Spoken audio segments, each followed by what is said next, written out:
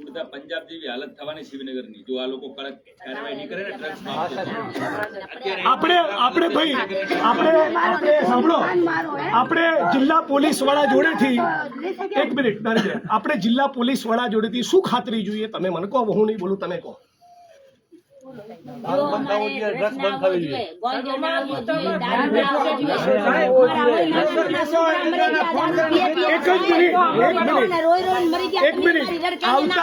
આવતા 30 દિવસ એક મિનિટ ભાઈ આવતા 1 તારીખે હું ફરી આટો મારીશ અને 6 ડિસેમ્બરે બાબા સાહેબ આંબેડકરની નિર્વાણ દિવસ છે, મૃત્યુતિથિ, એ દિવસે હું ફરી આવીશ.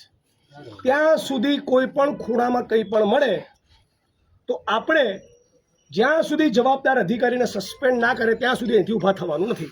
આ તો ડિમાન્ડ અમારી વાજબી ગણશે. આટલું તમે અમને કરી તમે અમને બાહેધરી આપો. 100% વાત છે. છેલ્લા 1 માસમાં મેં આપને કીધું મારી પાસે રેકોર્ડ ઉપર માહિતી. આ બહેનો તમે મારી પાસે પહેલી વાર આવ્યા છો, બરાબર?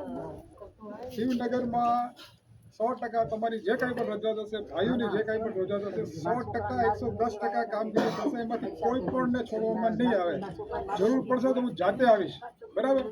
કોઈને તમારે એ ફરિયાદ માટે મારા સુધી જિગ્નેશભાઈને તમારા માટે કોઈને નહીં આપવી પડે, હું બાંહેધરી આપું છું. અને તમે બધા મરી જજો, તમે બધા પુરુષો ઢાંકણીમાં પાણી લઈને ફરી કહું છું ત્રીજી વાર મરી જજો તો ફરી બહેનો ફરિયાદ કરવી પડે તો.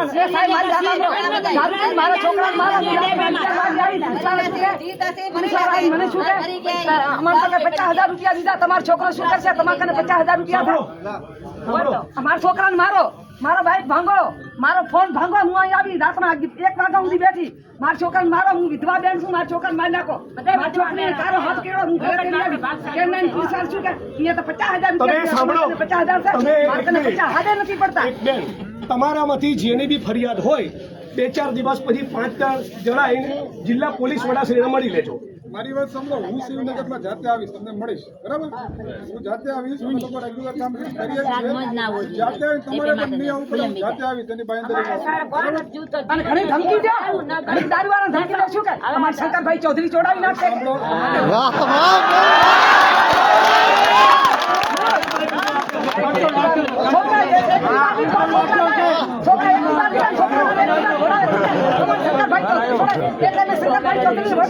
છોકરા મારવા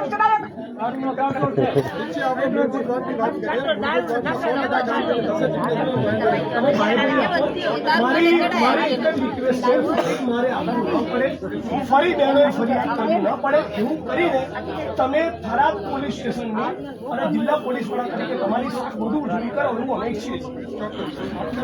અને બધા 1 મિનિટ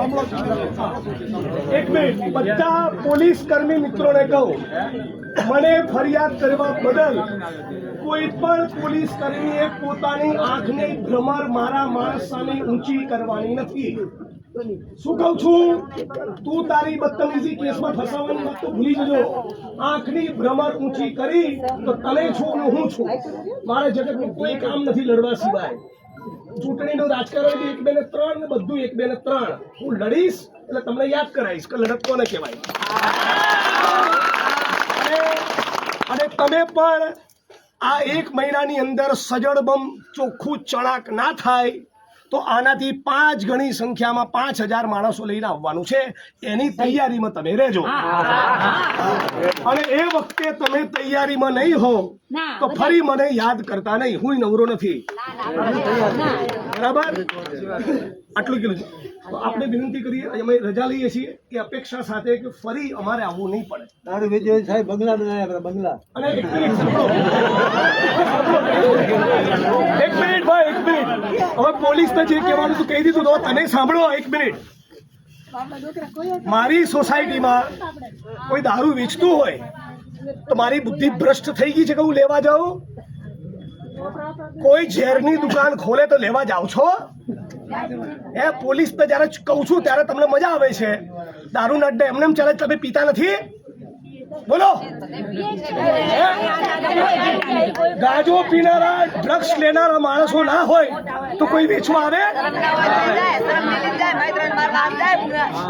તમે સાંભળી લો, એક મિનિટ. તમે તમારા છોકરાઓને બી રેડી કરો,